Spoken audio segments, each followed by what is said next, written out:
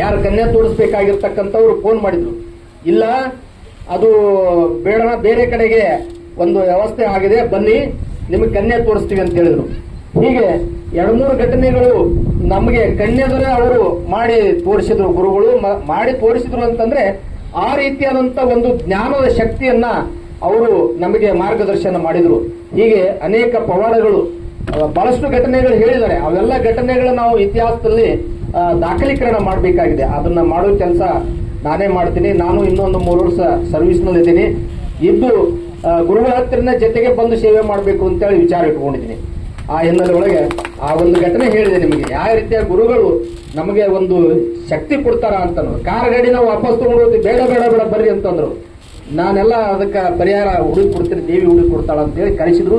ಅದೇ ಪ್ರಕಾರ ದೇವಿ ನಮಗೆ ಪರಿಹಾರ ಕೊಟ್ಟರು. ಅವರ ಒಂದು ಆಶೀರ್ವಾದದಿಂದ ಆ ಕಲ್ಯಾಣ ಕಾರ್ಯನೂ ನೆರವೇರಿತು. ಮುಂದೆ ಇದೇ ತಿಂಗಳಲ್ಲಿ ಆಗ್ತದೆ ಅಂತ ಹೇಳಿದ್ರು, ಅದೇ ತಿಂಗಳಲ್ಲೇ ಆಯಿತು. ಸೊ ಹಾಗಾಗಿ 15 ದಿನದಲ್ಲಿನೇ ಅವ್ರ ನೇತೃತ್ವದಲ್ಲಿ ಎಂಗೇಜ್ಮೆಂಟ್ ಆಗಿ ಮದುವೆನೂ ಕೂಡ ಆಯಿತು. ಸೊ ಹಾಗಾಗಿ ಆ 2 ವರ ಮತ್ತು ಕನ್ಯಾ ಇವತ್ತು ಸೀಮಂತ ಕಾರಣನೂ ಕೂಡ ಆಗುತ್ತಾ ಇದೆ. ಅವರನ್ನ ಕರ್ಕೊಂಡು ಸಮ್ಮುಖದಲ್ಲಿ ಮಾಡಿಸ್ತಾ ಇದ್ದೀವಿ.